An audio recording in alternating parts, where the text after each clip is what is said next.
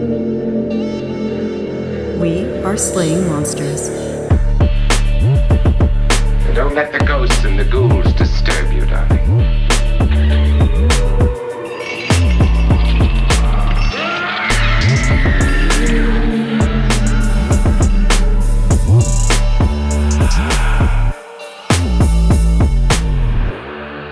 So one of the things that's fascinating when it comes to doing this sort of Fortean research for me is that there's a conundrum of, I always think about Giorgio, the ancient aliens guy, who's like, is such a thing possible? And the answer is yes, Of course it is. And there's this problem where it's like, well, okay, so if something is possible, can we maybe say XYZ is possible? Is it possible that there is still a living Apatosaurus in the Congo?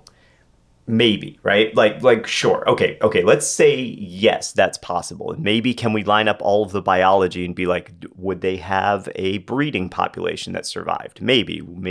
Could they have a food source that survived? Maybe the jungle's really big, whatever. And you go down this whole trend of like, is this possible? Yes. Is this possible? Yes. Is this possible? Yes. But none of those things actually prove that there's a dinosaur in Africa, right? Because just because something is possible doesn't mean that it's actually happening. Mm-hmm. It is. I know a little bit how to juggle. I can juggle for like 3 seconds. And, as a magician, when I was younger, I felt like it was important for me to learn how to juggle. And I don't have the coordination to actually be able to do so. But could I take the juggling knowledge that I have and today juggle 3 knives? Yes. Is it a good idea? Probably not. But that doesn't mean that I could consider myself like a knife juggler, even though it's possible that I could maybe in a very particular set of circumstances juggle knives.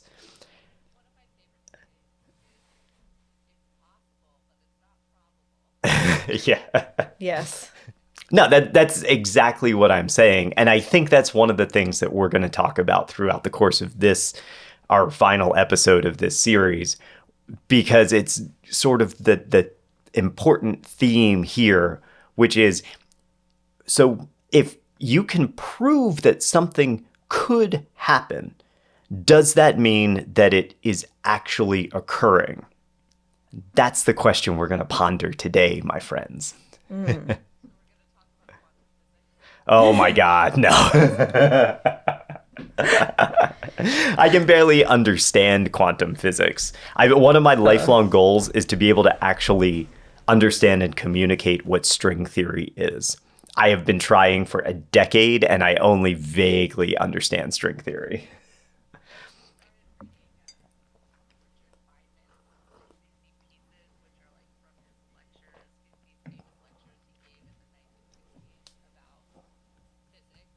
Mm-hmm.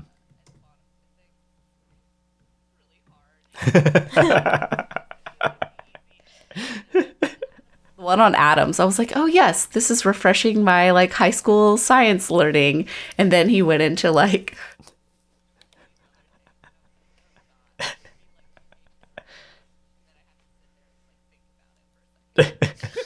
or read one page and then be like, I didn't understand any of that, and go right back up to the top and be like, okay, once again, but slower this time. Yeah. It's tough, but one day you'll get there, Matt. I know. I have faith in you. Thank you, Katie. I have no other way to say this, but we are slaying monsters. Good segue. Good segue. Hoping I could segue in, but no. We got Maddie J across the table. Yo. We got Katie. Hello. I'm EJ.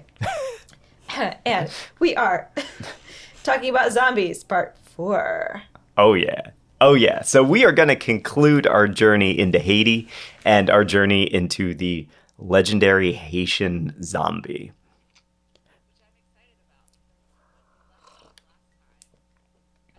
You, EJ, but I was like, the pendulum had swung back from like being fully like, this is so dumb.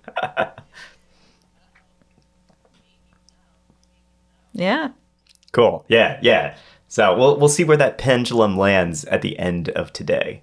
Because in our last episode, ethnobotanist Wade Davis had cracked the zombie drug. A concoction made from pufferfish, remember, was used to induce a death-like state in victims that would leave you paralyzed. It left you barely conscious, sometimes even unconscious. And after these victims were buried, they were dug up from their own graves and dosed with datura, a nightshade. It was a hallucinogenic compound that left the victim in a confused fog, sometimes permanently. And that process of putting someone in this death-like state where they're still aware of what's going on and then digging them up, forcing hallucinogens on them, convinced these people that they were zombies. They had been zombified. But questions still remained. Who held this power and why was it being used? And what connections did these Bokors, these sorcerers, have to the dark underbelly of Haiti's government and the political machine? Now, to understand all of this, we have to go back to the Haitian Revolution of 1804, or at least the very beginnings of it.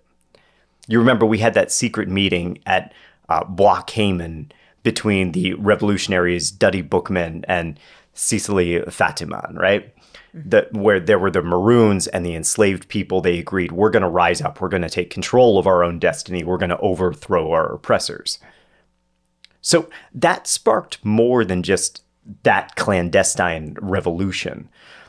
It opened the door for splinter groups in Haiti, secret societies that operated outside of the laws. Because these maroon groups who had broken off from their plantations and were living off the land, they weren't loosely knit folks. We talked a little bit about this. Many of them were political figures in their native countries, now thrown together after this journey across the Atlantic, right? And they formed their own tribes and their own governments with initiation rituals and handshakes and coded languages. And they would hold their own tribunals for transgressions and dealt out punishments. They essentially made little independent governments as their quote-unquote tribes or colonies on Haiti. And we talked about how the Haitian Revolution was so successful because it was so well organized. And it was so well organized because these revolutionaries had already established these elaborate networks that they could use to transfer messages and coordinate operations because they had these little splinter governments all over the country. And all of this happened behind the scenes because it had to be under the noses of the plantation owners. By the 1930s, the United States had beefed up their military presence in Haiti, and secret societies again rose to prominence. Because Haitians now needed a way to covertly move information without alerting the Americans who had taken up residence there. These were actually very well documented by a new face on the scene, anthropologist and writer Zora Neale Hurston. Hurston, a very prominent figure in the Harlem Renaissance, probably best known for her book, Their Eyes Were Watching God. She was born in Alabama, she was educated in Columbia, and she became the authority on Afro-American folklore. She held this deep belief that women of color had the power to control their own destiny, and that the specter of slavery shouldn't define their journey. I have this quote from her. I really like this quote. Even in the helter-skelter skirmish of my life, I have seen that the world is to the strong, regardless of a little pigmentation, more or less. No, I do not weep at the world. I am too busy sharpening my oyster knife. Ah, so fucking cool. Yeah, she's really cool. Oyster knife. Yeah. In the 1930s, Hurston visited Haiti as she was researching her follow-up book to Their Eyes Were Watching God called Tell My Horse, Voodoo and Life in Haiti and Jamaica. She'd already traveled through New Orleans and engaged in some of the voodoo rituals there, but she wanted to find out the genesis of all of this. Where did all of these legends come from? And so she spent 2 years in Haiti immersing herself in local customs and the culture there. And in the process, she became the first person to detail the role of secret societies in the country. She only heard about them. She didn't really experience them herself, but she wrote what she could glean from the locals. And to her, she kind of describes them like criminal enterprises, almost like the mob, sort of. They operated in the shadows, and they were kind of the arbiters of local justice. She quotes an unnamed member of the elite who tells her, "It is because of the great secrecy of movement on the one hand, the fear that they inspire on the other. The cemeteries are places where they display their most horrible aspects of their inclinations. Someone dies after a short illness or a sudden indisposition. The night of the burial, the secret sect members go to the cemetery. The chain around the tomb is broken and the grave profaned, and the body spirited away." Yeah.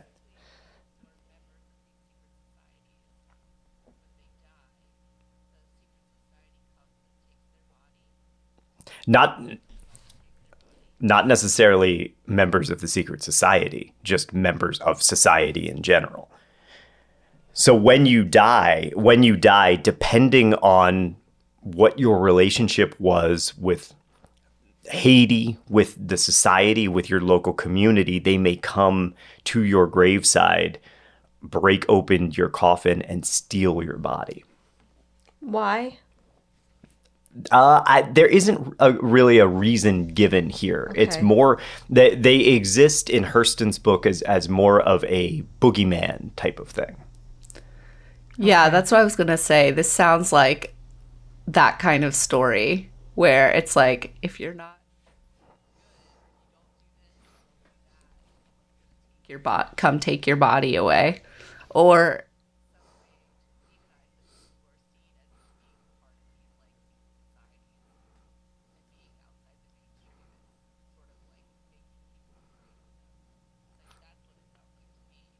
and it could be both, too. It could be demonizing the secret society. Look at how horrible they are. And if you don't behave, if you don't fall in line, that horrible secret society is going to come get you.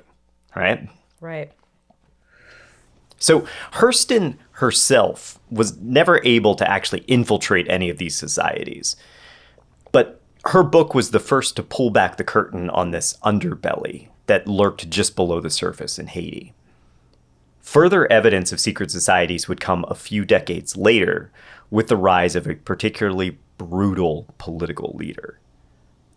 Okay, so the 50s, 60s, 70s were, to put it mildly, a turbulent time for Haiti's politics.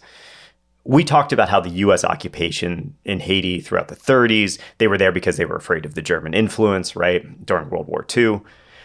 The Americans also maintained financial control of Haiti until about 1947 through controlling Haitian banks. When President Haile Lescaut resigned in 1946, revolution broke out, and a military branch called the Garde de Haiti assumed power. The Garde established free elections, and Haiti elected Dumarsais Esme, a former school teacher, as their president. Esme instituted several policies which became wildly unpopular with the Haitian elite. Policies like income tax, labor unions, and religious tolerance. Oh, man. Yeah. Well, and the thing is, when I say the Haitian elite, the elite class there was still mostly Europeanized. Not necessarily European themselves, but they functioned under the European ideals. So Estime was faced with this challenge of, how do I get Haiti back on its feet and establish financial independence? Because we don't want to rely on America for our banks anymore, because they fucked us, right? So he's got raging unemployment, and he's like, okay, we can focus on labor and agriculture, establish public works, try to make this a functional country. And as a teacher, he strongly believed we need to educate the masses. We have to hold the elite in check. And that, of course, pissed off the elite, because The elite never likes to be held in check. Yes.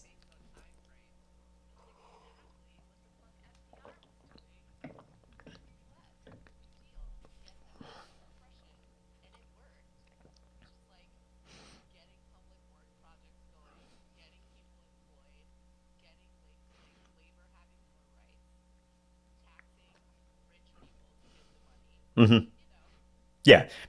We're just about a decade after the New Deal. So absolutely, you saw FTR implement that. You said, "Yo, that worked in America. Let's make it work here." And the rich were like, "Haha, no." I mean, I don't know if that's what he did because I'm just guessing, but it makes sense that he would see that. Also, it just makes straightforward sense. Like, what else was he going to do? Yeah, how do you make money for the country? You have to be like, well, we got to educate our masses. We need to establish agriculture. We need public works. We need roads. We need taxes. We need taxes. That's how a country functions. Now, I will say, it didn't help that Estime also tried to massage the Constitution into granting himself a term extension, and he also didn't win any favors because he floated the idea that voodoo should be recognized as a true religion alongside Catholicism. Up until this point, voodoo was still very much performed in the shadows and looked down on. Haiti was mostly a Catholic country at that point. All of these things, the taxation on the wealthy, his desire to enrich himself and extend his position, and making voodoo a prominent religion became too much for the Haitian elite to bear. And so in the 1950s, the Guard again overthrew the government, ejecting Estime and installing Paul Magloire, a colonel in the military. Now, Magloire was a better fit for the elites because he jailed his political opponents, he outlawed labor strikes, all the things that they really wanted after this quasi-socialist had taken power a decade before. Magloire probably would have done okay, but Hurricane Hazel devastated sections of the island in 1954, and all of a sudden they needed relief efforts. He organized relief efforts, but he also took a very sizable portion of those relief efforts and lined his own pockets with them. And in the end, he also refused to step down and also had to be dethroned through a military coup. Oh my God. And if you think in terms of the Haitian zeitgeist at this time now, you have had a series of, first off, you had the Americans who didn't do any favors for the country. And then you had a series of politicians that you were trying different things, and every time you installed somebody, it felt like they didn't have Haiti's best interest in mind. They were always trying to do what's best for them.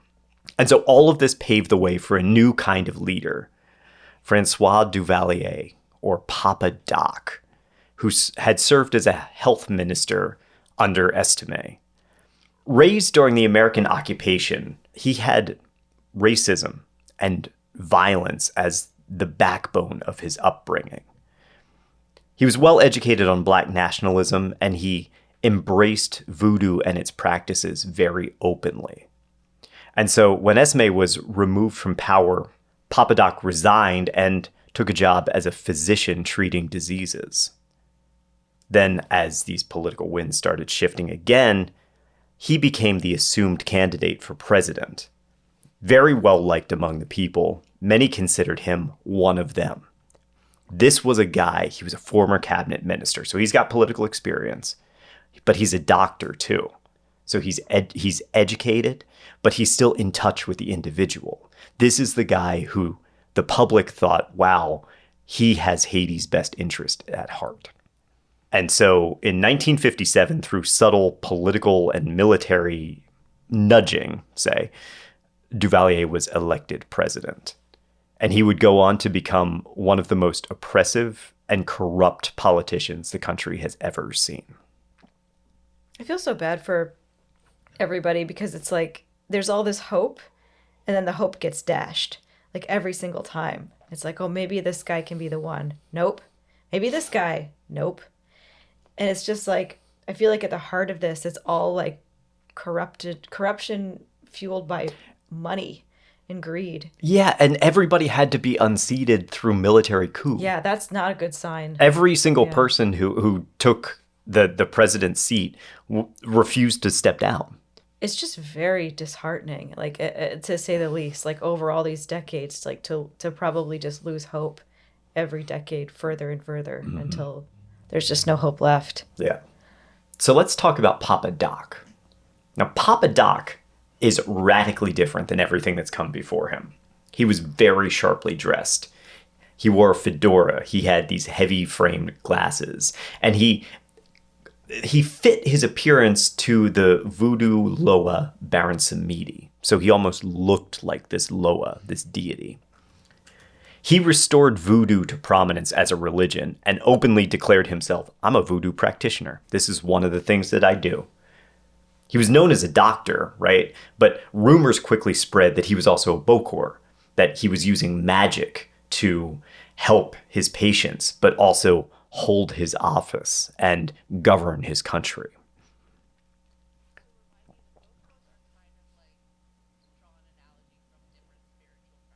Mm-hmm. Yes.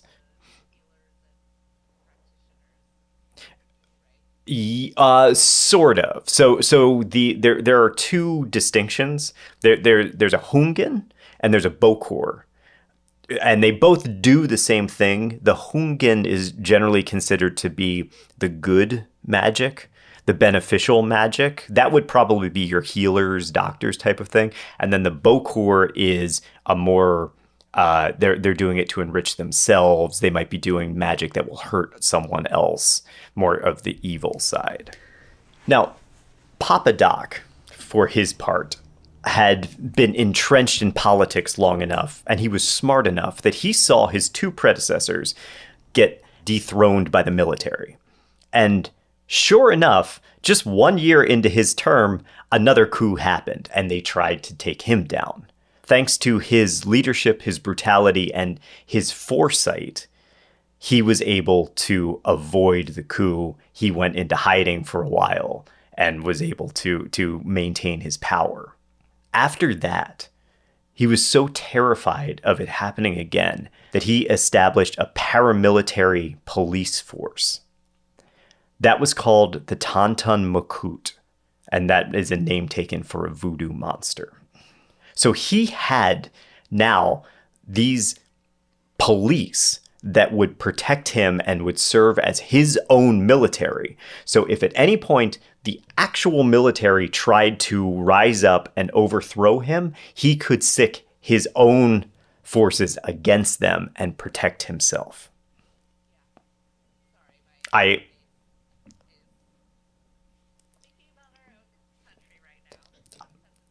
No, I mean, Slaying Monsters is not a political podcast, but there is a reason that we're talking about all of this right now. Absolutely. Yeah.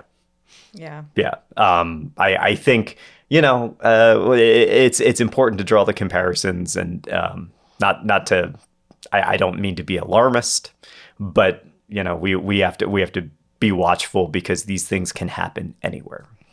Right. So in Haitian mythology, the Tantan Makut was also called Uncle Gunny Sack, and that was a boogeyman who kidnapped misbehaving children and carried them around in a bag.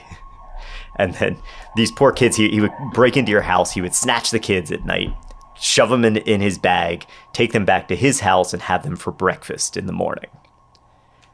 Wow, this is such a pervasive thing across all cultures, I feel like. I mean, you have like Krampus who Yes. And you have, I don't know others, but there's like the Hansel and Gretel witch. There's also the German Kinderschreck figure, which does yeah. the same thing. Yeah, right. Yeah, And I don't know snatches if Baba kids and Yaga eats is kind them. of similar, but Baba Yaga, I don't know that Baba Yaga eats children.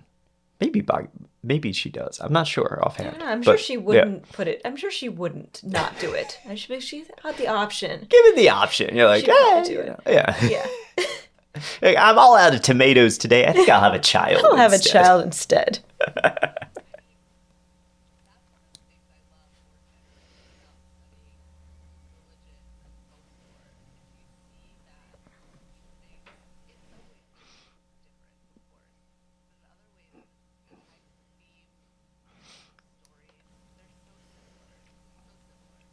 Yeah. Yeah, even just the sack. Like you have Oh, you the have a sack. sack full of children is such a common archetype. Yes. You know? Yeah. They didn't listen to their parents. They Right. didn't come back when it started to get dark out. Exactly. Things like that, you know? Yeah. Yeah. Or Right. yeah, I don't know if you misbehave, if like your parents have a direct line to Uncle Gunnysack, and they're like, hey, Gunnysack, Charlie wasn't doing a good job here. You know, he's been hitting his sister a lot, so I want you to come put him in the sack and eat him. Man. Yeah. You could have the parents, but I think the more amorphous, like he just knows. Yeah, Like a sort of panopticon kind of thing where it's like you have to self-regulate because the gunny sack might just come despite your parents. right, Yeah. right. Well, Like that's like, they're like, we can't protect you. that's like Santa Claus, right? Santa Claus sees you no matter what, whether your parents are Yeah. there or not. Yeah. Right. Or Jesus. So Papa Doc's personal Tauntaun Makut lived up to this archetype of the monster in every single way. The Council on Hemispheric Affairs calls them the Tauntaun Makut, mostly illiterate fanatics who were converted into zombie-like gunmen. Their straw hats, blue denim shirts, dark glasses, and machetes remain indelibly etched in the minds of millions of Haitians. It's a scary sight. The comparison to zombies is interesting. Maybe you're going to go more into that, but I thought that's curious. Well, yeah, they were sort of under the control of this shaman, this Bokor, Papa Doc. They were working for him. They were almost like his own personal zombie army. It was like a cult. Like it was just kind of like they were just cult followers. Like Right. they just would do whatever he said, and not so different from what we're dealing with in this country right now.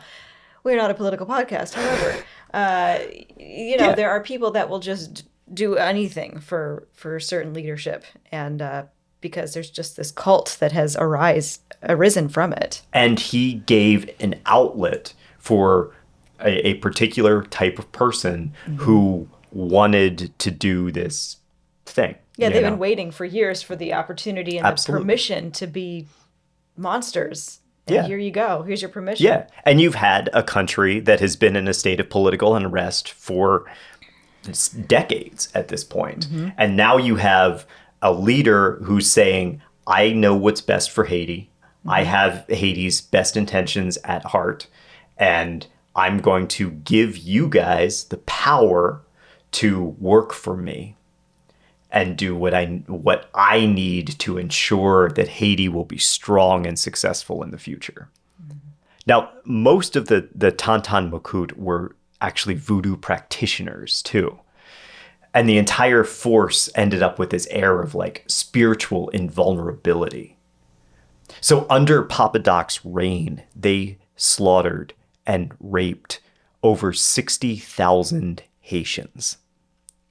Known for their vicious cruelty, their attacks included stoning and burning their victims alive. These bodies were often left in trees, and anyone who tried to remove the body from the tree, including the families of the deceased, would be threatened or killed. Any opposition to the brutality of these gangsters was met with swift retribution. What year is this again? 60s. Okay.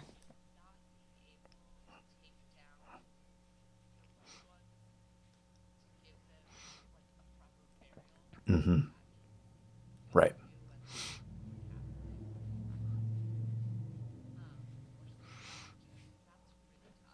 Yeah.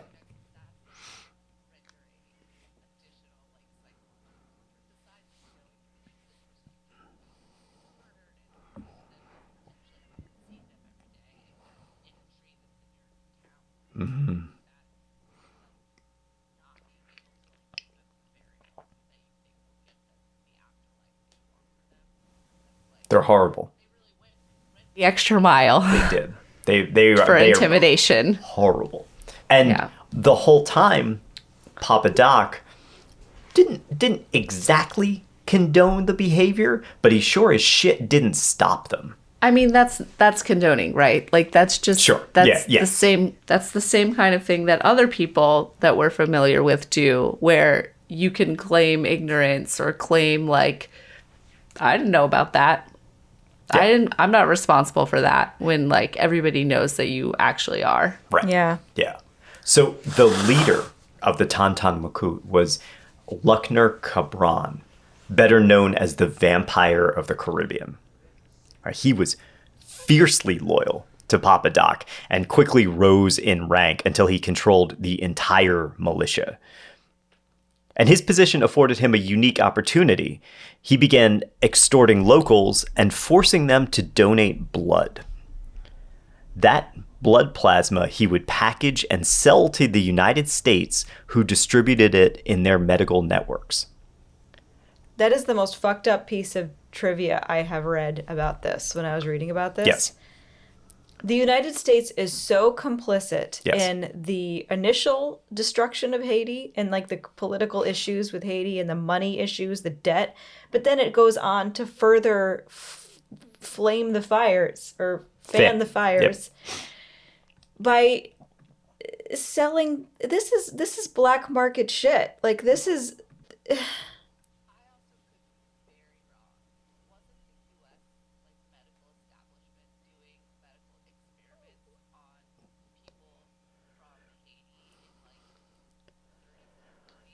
Now, I know that alongside the blood, Luckner Cambron, the vampire of the Caribbean, also sent cadavers to America for medical testing and training. Because they would raid funeral homes and they would steal bodies and send them to America. I don't know if he sent actual. Are you thinking about actual living people, Katie? Yes, sorry. I was just sort of Googling it. The AI overview, so this is what I was thinking about, was a US syphilis study. They intentionally infected people. It was conducted in Oh, yeah.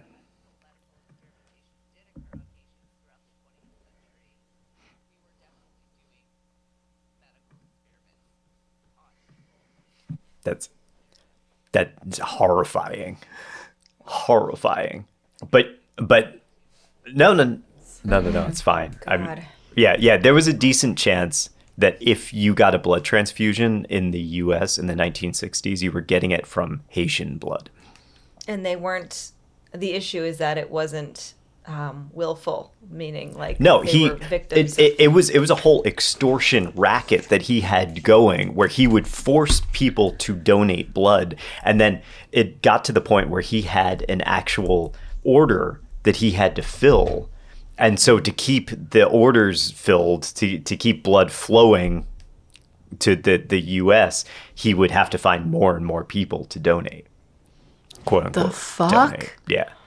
Meanwhile, Papa Doc struck a deal with the U.S. Seeing the rise of Fidel Castro, he said, okay, I will side with the U.S. in exchange for military personnel and funding. And of course, we were terrified of everything that was going on in Cuba at this time. We're talking the 1960s, right? So America agreed. And in just a few years, Papa Doc not only had an influx of foreign capital, but a rotating door of real military personnel who were training his private army. During his infrequent appearances, he would also just hand out bundles of cash, which he siphoned from his U.S. relationship. Mm-hmm. Yes.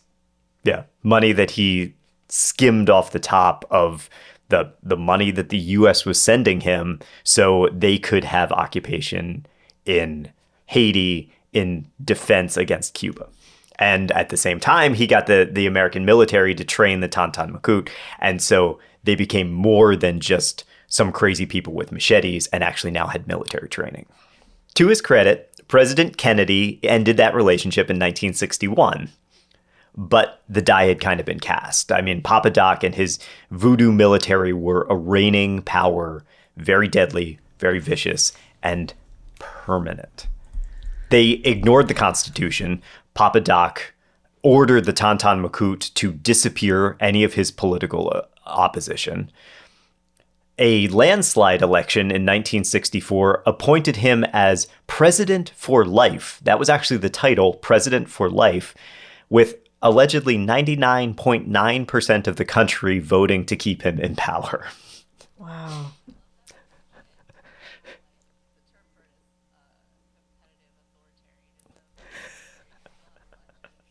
Right. Yeah. Yeah. It could have been 75. But I do understand it too, though, because you don't want people to see that there is even a sizable population that opposes you.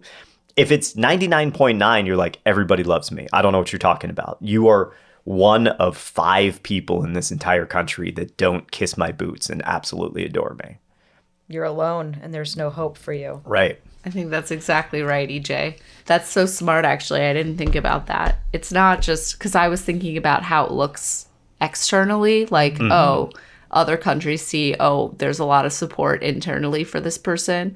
But I think you're right, EJ. Actually, it's more powerful as like the people who don't support you. Than Right. Yeah. I feel like that's such an important step to authoritarianism, like just getting the public psyche to believe that they have no hope and that they're completely alone. And I feel like with Russia, they do it pretty well too, where, you know, Putin's practically president for life too, and they had their fake elections, and it's all his political opponents get thrown from buildings and poisoned, and it's like if there's just this rampant fear and you can't really step out of place. And I bet it's a very lonely place to be if you're somebody who doesn't want to die, but you also want democracy in your country. It's horrifying. Don't go near windows in Russia. Just Yeah. don't. They have very bad windows. No, that's true. That's true. Yeah. That's true. Okay, guys. So Duvalier would hold power until 1971. Then his son, Jean-Claude Baby Doc Duvalier, succeeded him and continued his father's legacy, violent oppression. Baby Doc leveraged the Tonton Macoute and made hundreds of millions of dollars in extortion. He was finally overthrown in 1986.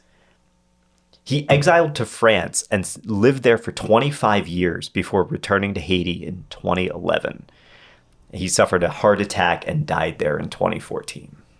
In the end, the Duvalier family held power in Haiti for about 25 years. Now, with the departure and the exile of Baby Doc Duvalier, the Tonton Macoute slowly dissolved over the next decade. But many people, including Wade Davis, believed that it never truly disappeared. The organization simply became more clandestine, running in the background, but continuing to police the population outside of more traditional laws. Essentially doing exactly what the Maroons had done in the late 1700s, becoming this shadow organization. I was doing some reading on the Tonton Macoute and the aftermath and the U.S. involvement in all of that. The Human Rights Watch reported on Haiti in 2004 and stated the United States notably showed little enthusiasm for the prosecution of past abuses. Indeed, it even impeded accountability by removing to the U.S. thousands of documents from military and paramilitary headquarters, allowing notorious abusers to flee Haiti and repeatedly giving safe haven to paramilitary leaders. Hence, I think what went down with Baby Doc. Right. But this is from COHA.org. just to source that. But the U.S. continues to just not give a shit.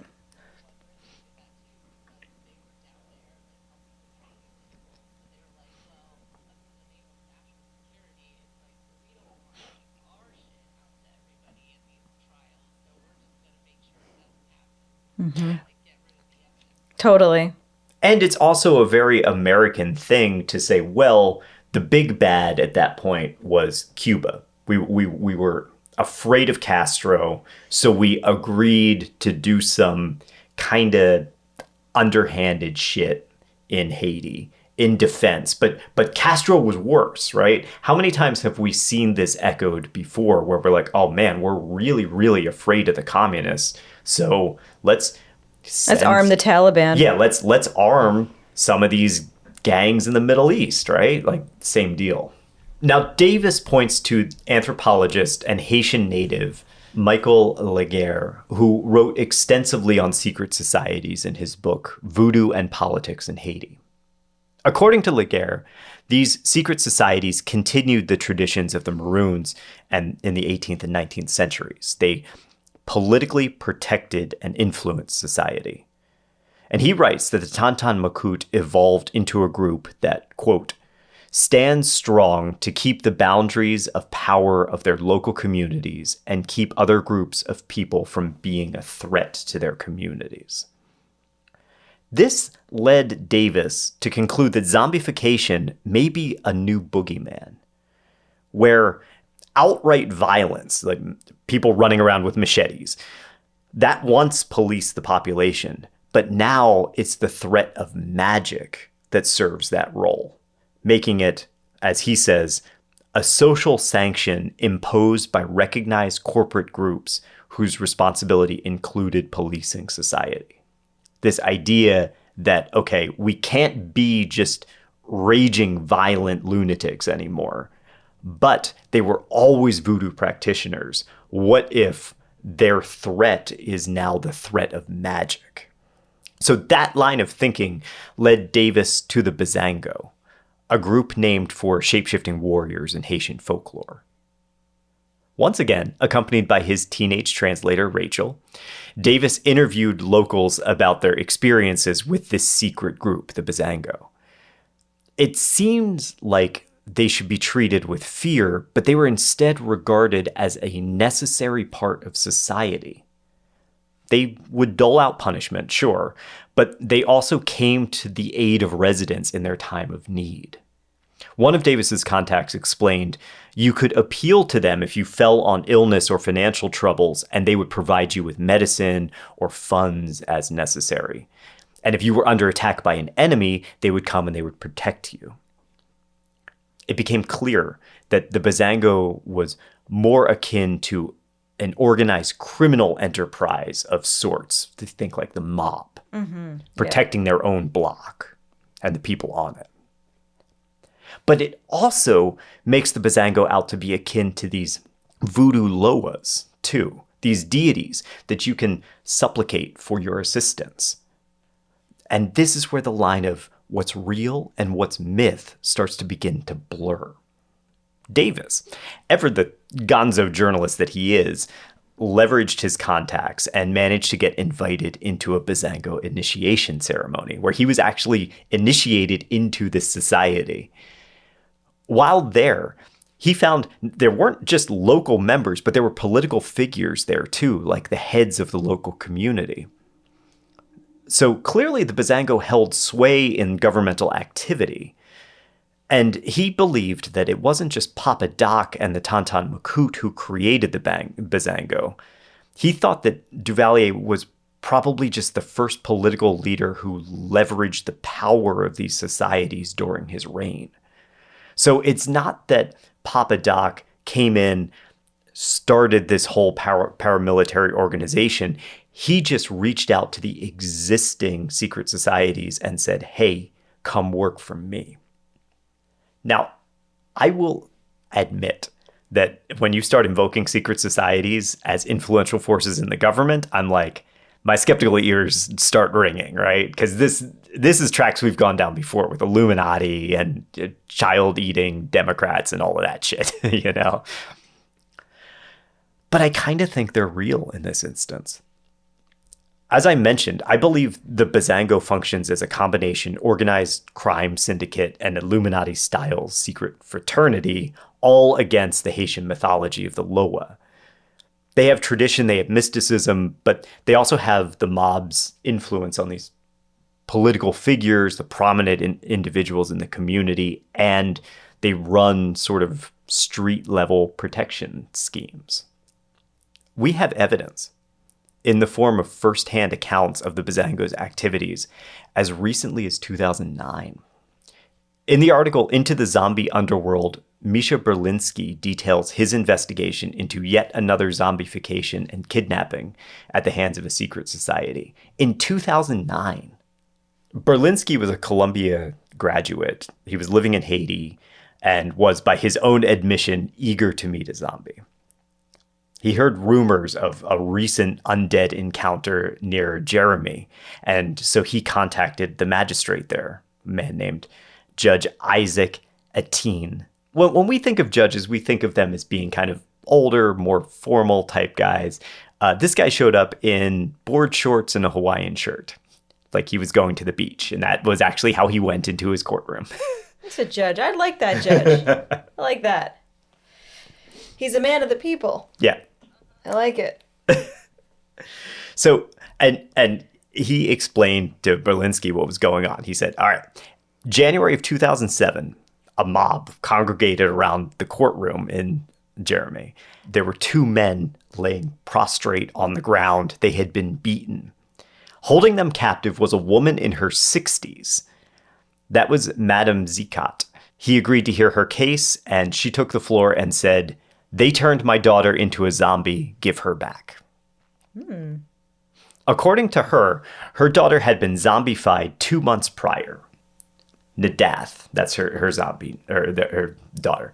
Her daughter Nadath was a merchant in Port-au-Prince, known for her beauty, her fiery disposition. And that previous November, she had fallen ill and died.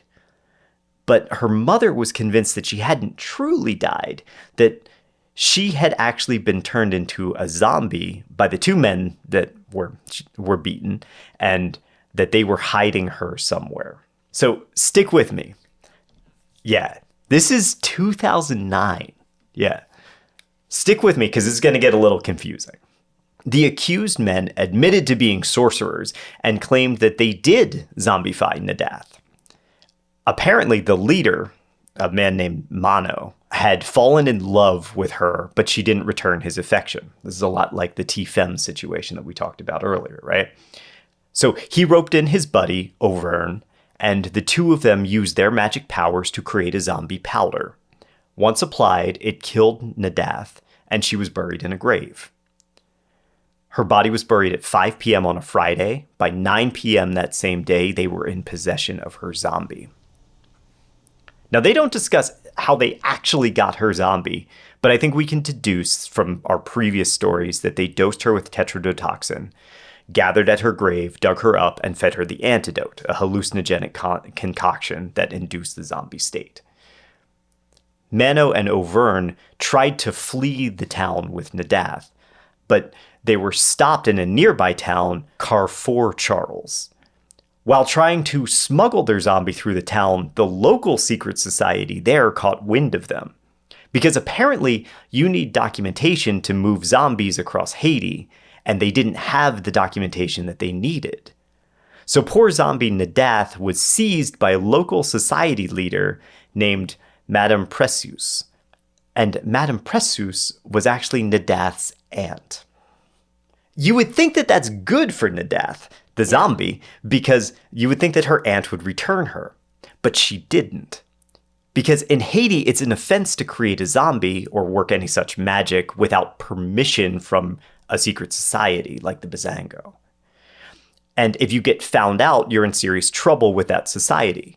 And it's also against the law to, like the law to pharmacologically create a zombie.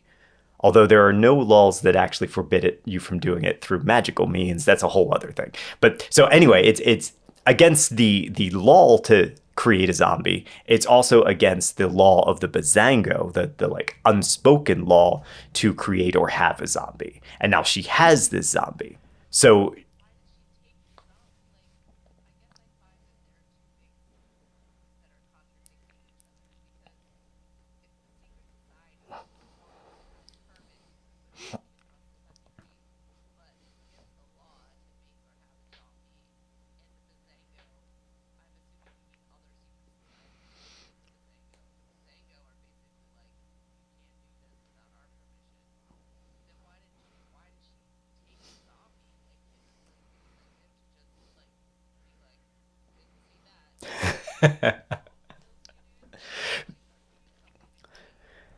because if anyone found out that she had taken this zombie, she was going to get in deep trouble from the secret No, I societies. know, but then why did she take it? Like, why didn't she just let them keep going through the town and be like, nothing to see here, didn't even know that happened? Because it's Yeah. her niece. So Okay. she felt compelled to take her because she was blood? Right. Yeah. Okay. Yeah, it's somebody that she knew. I don't know how you identify a zombie so easily. Like, just Yeah. a quiet person that isn't talking. I mean, what was she doing? Was she like yelling for brains or something? Like, how do you know someone is a Yeah. zombie? Apparently, she was just kept under white sheets. I don't know why that makes you a They zombie. shouldn't have but- done that. Have they not seen Weekend at Bernie's? Like, just put her in some sunglasses and a Hawaiian shirt, and she'll be totally fine. So situation check of where we're at right now, right? Nadath was turned into a zombie by Mano and Auvergne. They tried to smuggle her across the island. They were stopped by Nadath's aunt, Madame Pressus, who repossessed her, but couldn't keep her and couldn't tell her mother because that might get her in trouble with the Bazango.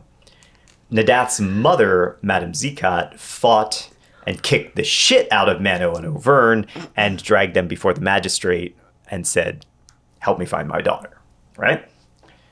Judge Etienne believed the whole story, including the zombification. Just took it at face value. It was like, yeah, I believe that absolutely happened. Madame Pressus was arrested and brought before him. And she claimed that she did see Nadath, but she was afraid of persecution, and so she gave up custody of Nadath to the Bazango. Madame Zirkat was furious that her cousin lied to her. Madame Pressus was furious because she'd been put in this dangerous spot, and they just stopped talking to each other. Meanwhile, Mano and Auvergne were kept in prison for 2 months before they were released, because remember, it's illegal to create a zombie. So they were kept in prison for creating a zombie.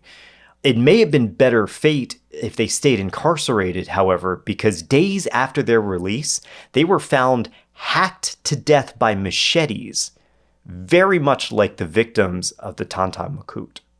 Their death may have been retribution for making a zombie illegally, but it might also have been punishment for kidnapping.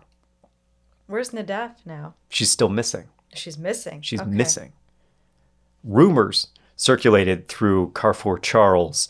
Some people claim to have seen her.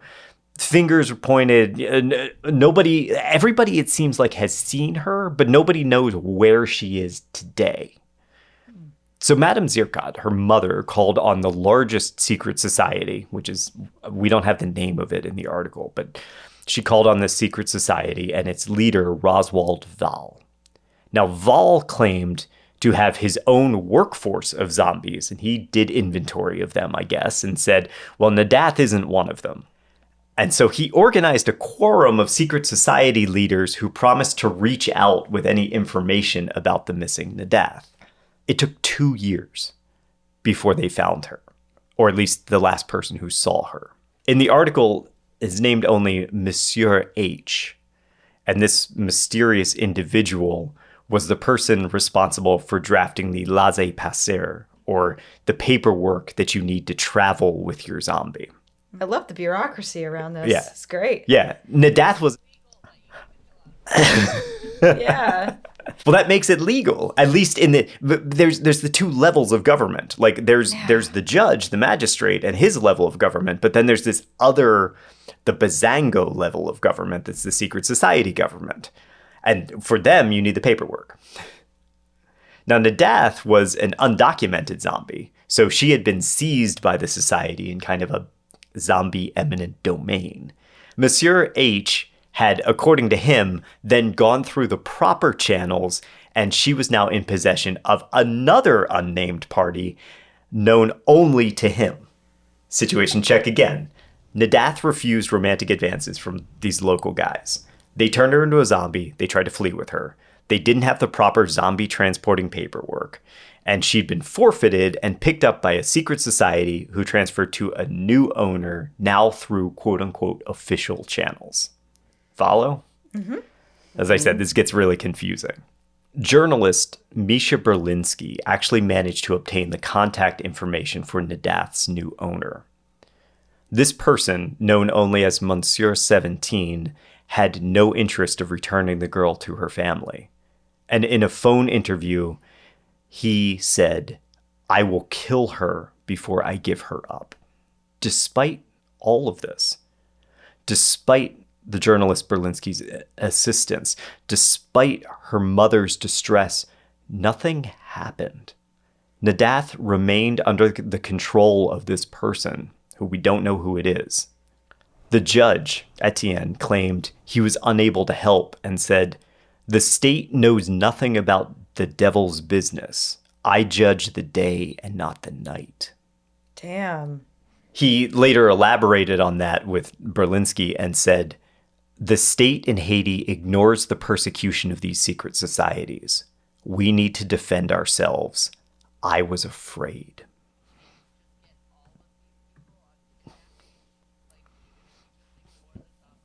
Mm-hmm. Right. Right. Mm-hmm. Right. Right. But he wouldn't do it. But I think that speaks to the far-reaching power of the mob-like entities, where, you know, it's hard to go after the mob in this country. Mm-hmm. You know, it's hard to go after the mob anywhere. It's just messy. To this day, no forward progress has been made on this case. As of Berlinski's last inquiries, Nadath is still living in service of Monsieur 17.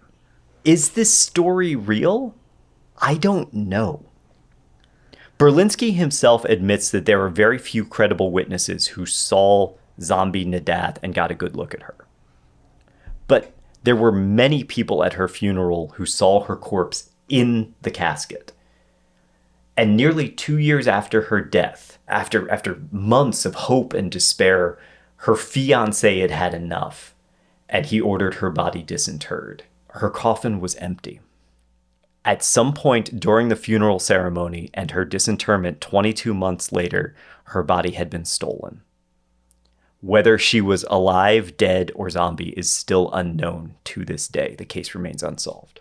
There was a court case, and those dudes would not have just, like, claimed they did something illegal when they didn't. I mean, I guess they had done something to get their asses beat and thrown in jail. So there's something there. But yeah, we don't know, I guess. The big question then is, how common is this occurrence? How many people are being tried in secret courts by the Bazango or other societies and disappeared? Wade Davis believed he had stumbled on a massive criminal enterprise that leveraged drugs and toxins to wield their considerable power and influence. Deeply entrenched in Haiti's politics, zombies were a civil weapon as much of a legendary monster. Wade Davis published The Serpent and the Rainbow in 1985. But his theories, and to a lesser extent his prose, were met with criticism from skeptics. Within a year, a rebuttal was published in the journal Toxicon. Marine biochemists Takashi Yasumoto and C.Y. Kao wrote that there was very little evidence for Davis's claims in terms of the zombie toxin. Davis and his laboratories identified the pufferfish tetrodotoxin, but they never actually proved that that was doing the heavy lifting. So when it comes to zombifying the subjects, at least, no actual real zombie poison has ever been made in a lab or in the wild. we've never replicated it. According to Yasumoto and Kao, pufferfish tetrodotoxin breaks down too quickly to be viable in any liquid or powdered form. Kao went so far as to call Davis a fraud and said, quote, "The wildly circulated claim in the lay press to the effect that tetrodotoxin is a causal agent in a zombie process is without factual foundation." Davis attempted to rebut the rebuttal and published a second book called Passage of Darkness, The Ethnobiology of the Haitian Zombie in 1988. He took sections from The Serpent and the Rainbow and recontextualized them it's a much more academic book. And he tried to sort of prop up his toxic zombie theory and say, no, this is real and I can prove it. But that was again met with skepticism from the scientific world. In a 1988 article in Science, neuropsychopharmacologist Bo Homestead declared that Davis is basically cherry-picking his data. That claim was echoed by C.Y. Kao in the same article. Kao said that when they issued their rebuttal, Davis contacted them and refused to listen to their criticisms. Like, he just refused to have any conversations with the scientific community that didn't echo his own beliefs. That's bad science. And let's be honest, tetrodotoxin, it's delicate. We talked last time about how the amount that you put on a head of a pin is enough to kill somebody, right? Too much, you're going to kill your victim. You're not going to paralyze them. Too little, you just make them sick.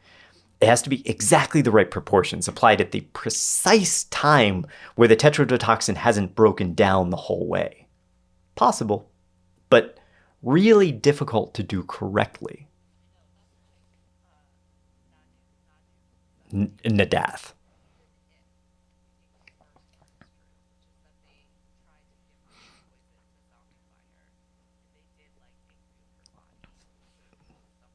Mm-hmm.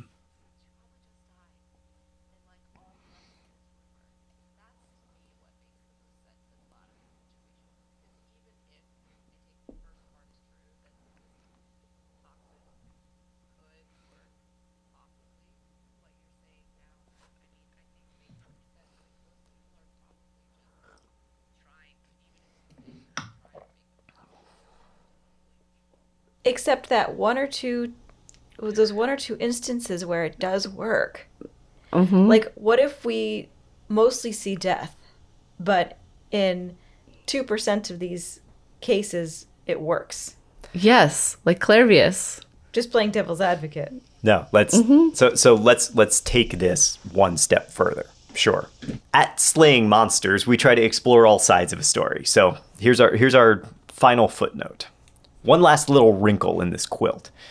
See, in the 1960s and 70s, medicine was still very much an emerging market for Haiti.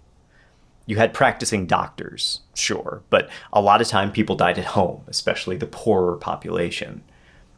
Legally, you still had to be pronounced dead before any arrangements could be made to your corpse, but you didn't need a medical professional to do it. Only a magistrate was needed.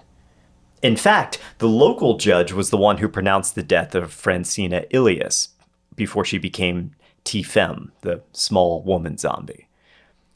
And those magistrates may not necessarily have extensive medical training to know when someone is or isn't dead. Even now, in 2025, Haiti only has one Institute of Forensic Medicine. And according to the Aibo Post, a Haitian virtual media outlet, that institute finds itself continually overwhelmed due to lack of funding. This leads even trained undertakers to make mistakes. Believe it or not, misplacing bodies is a remarkably common problem at Haitian funeral homes. Journalist Junior Legrand writes, "Families say they receive the cadavers of strangers. Others report receiving strangely mutilated cadavers after having deposited corpses in a perfect condition for conservation. Incidents of this kind add to the bad reputation of morgues in Haiti." These mutilated corpses come from overworked and undertrained funeral directors who might accidentally damage the corpse during the embalming process. But you can see how that contributes to the idea of zombies. Imagine you had a dead family member who pronounced dead at your home, you send them for burial, but when you see them, they have new injuries like broken bones or maybe a hole in the head. To a person who's already primed to believe in zombie mythology, that sure sounds like the corpse got up and was wandering around the funeral home and had to be taken down during a zombie rampage. And these poor funeral directors are running out of space, too. Dr. Jean-Louis Charles, the Secretary General of the Haitian Medical Association, said, "There is not a month without registering 3 or 4 abandoned patients." And by patients, he means corpses. One hospital in Port-au-Prince found 6 unclaimed bodies in their freezer in 2023. Just left there, abandoned, never claimed. No wonder there's confusion over who is going in the ground. Now, on top of all of this, there are news reports that indicate there might be illegal organ trafficking coming out of Haiti. Reuters last year reported there were reports of bodies being left on the street with missing organs and gang clinics being used for organ extraction, pointing to possible trafficking. So, yeah, if that's true, then that Vampire of the Caribbean may still be harvesting. You know, it's possible that these bodies are actually being exhumed so their organs can be harvested and sold for medical testing. Sorry, they'd have to be exhumed quickly. I imagine they're probably just happening in the morgue immediately before they're getting buried, because organs don't last that long, Right. especially in the hot climate. Right. Also, are we sure they're even dead? I mean, if they're declared dead at home by a magistrate, I said this before, who might not know the full signs of death, I mean, these people might not be dead. Right. Some of them. And some of it might just come down to money, too. Let's return to our original zombie, Clairvius narcisse. Brian Dunning of Skeptoid points out that the 1967 fee for the Albert Schwartz Medical Center was $5 a day for locals and even more for non-locals. That was a lot of money. That's a hospital where Clairvius narcisse allegedly died. It's an expensive hospital. Because of that fee, Dunning believes it wasn't Narcisse who died there. Instead, it was a non-local who couldn't afford hospital treatment but really, really needed it. And so they gave the name of a known wealthy landowner and committed identity fraud to get free treatment. Well, whatever it takes to live. Well, and then they didn't. Then they didn't. Then they died. And so after the fake Narcisse checked in under their assumed name and died and got buried, there was no zombification at all. It wasn't Narcisse, it was a proxy, and that's why he could reappear as a zombie years later. Yes, she did. She did, yes.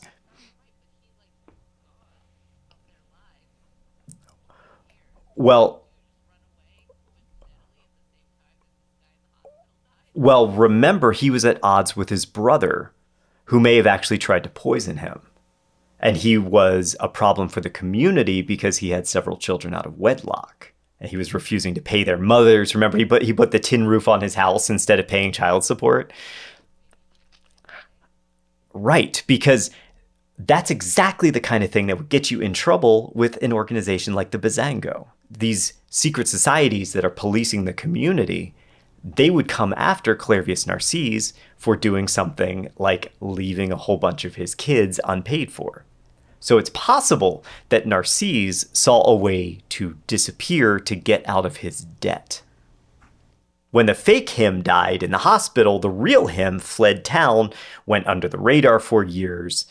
The secret societies called off the hit, and he resurrected when the heat was off. It was a fake him in the hospital. I'm so confused. Now it's too complicated. We've gone too...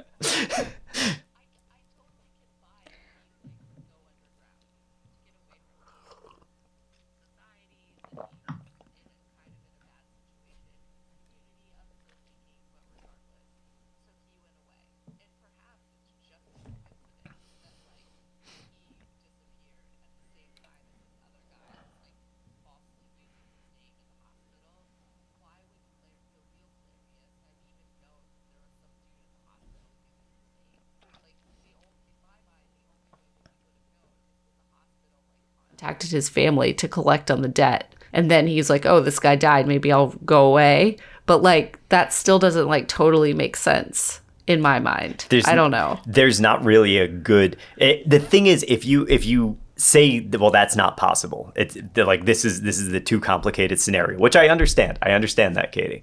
If you say that, then we have to assume that he was interred and went through that whole process and, you know, was declared dead, everything, and then emerged in perfect health and maybe did hard labor on a zombie encampment somewhere before breaking free. I wonder if Clairvius felt the heat coming. He said, hey, dude, you're dying. You look enough like me. Go to the hospital. Say you're me. I'll pay your money. I'll pay the money for your to your family. Whatever debt you got, I'll cover it. Maybe there was an exchange and a deal because the guy was dying anyway. Oh, you'll take care of my family for me. You'll throw them some money and disappear. Great. Everybody wins. Maybe there was something like that going on.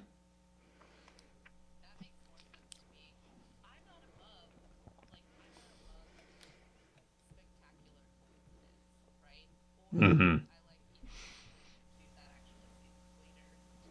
Yeah.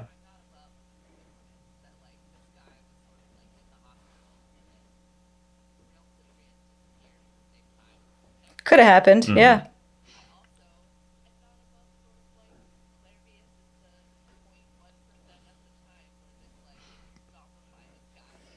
Right. Yeah. And that is entirely possible too. You know, we have Francina Ilias, the TFM woman, who had clearly been mentally addled by something, right? Mm-hmm. And it makes sense that this zombie concoction would have altered her mind. She showed symptoms of a drug overdose, a hallucinogen overdose. That could have been exactly what happened to her. Like Katie said, possible, but not probable. Right. And this is the question that we're asking throughout the whole series. Like, if we have kind of proven that in a lab it's possible to do this thing. Yeah, all of the things point to, yes, we probably could create a zombie concoction. Is it happening? I really don't know.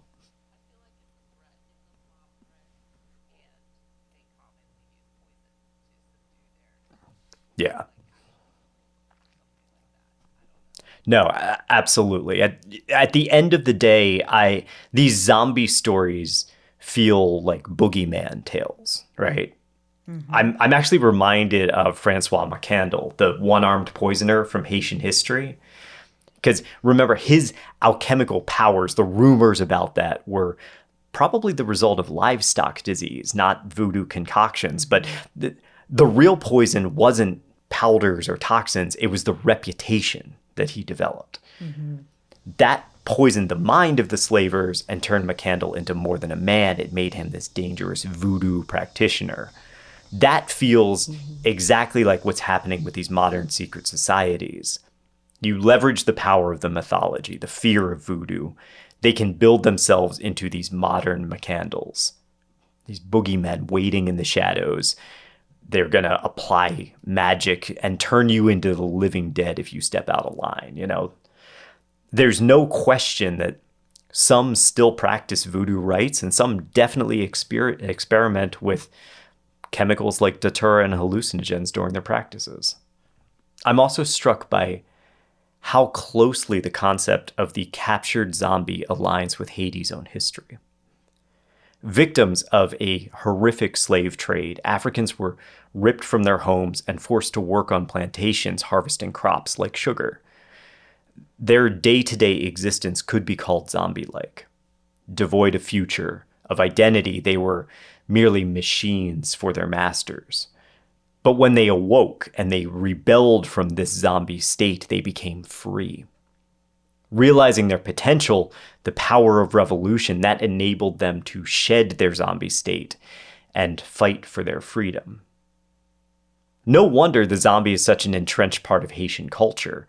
In a way, it's the story of Haiti, where the only successful slave revolution in history is also the story of a zombie uprising, but one where the zombies are the underdog heroes. Maybe we had it wrong all along. Maybe the zombies are the protagonists, and the survivors of the apocalypse are the villains. I think you're right. And that's our story of the zombies of Haiti. It is a roller coaster, I know. Yeah. I know. I don't really know what to make of it. You know, it's one of those where at the end of the day, I'm like, it's kind of possible. And I think it's probably happening a little bit, but yeah, you know, what's our conclusion here, guys? What's our conclusion? Yeah. Do we think zombies are real? Yeah. Do you think zombies are real? I think it could be a possibility, but I think 99.9% of the time it doesn't work. Katie.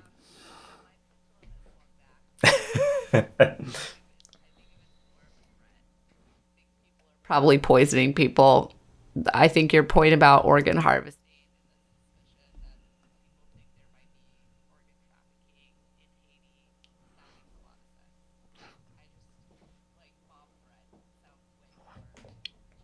Yeah, way more plausible, right?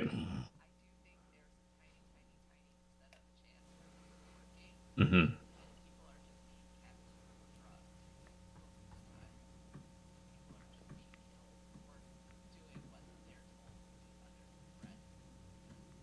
Cool. So that's our story of the zombies. It is, guys, this episode is going to be going out. It'll be September 16th when this comes out, when everybody listens to it. And that means that we are going to sort of shift gears and start our build into the spooky season of Halloween. And we have a very, very special series coming out next. So everybody stick around for that. It's going to be a lot of fun, and it's something that we've been wanting to do for a very long time. So Yeah. yeah. Yeah. So exciting. Yep. But thank you all so much for listening to this. And next time we'll have something special and spooky for you. All right. Thanks, everybody. Be safe out there. Next time, a set of reflective eyes stare at you, illuminated by the flickering streetlights. Through the pelting rain, a gaping maw hangs open, beckoning, entreating you to creep inside and join the legions of the dead that lurk in the dark corners of this hellish house. Thanks for listening to Slaying Monsters, the 40 in History podcast. If you like the podcast, there's a couple ways you can show your support. You can tell your friends, you can leave us a rating and review on your podcast platform, or you can head over to slayingmonsterspodcast.com and click on the Support Us button to leave a donation. For questions, suggestions, and other feedback, reach out to us, slayingmonsterspodcast@gmail.com, and stay up to date by following us on socials at Slaying Monsters Podcast.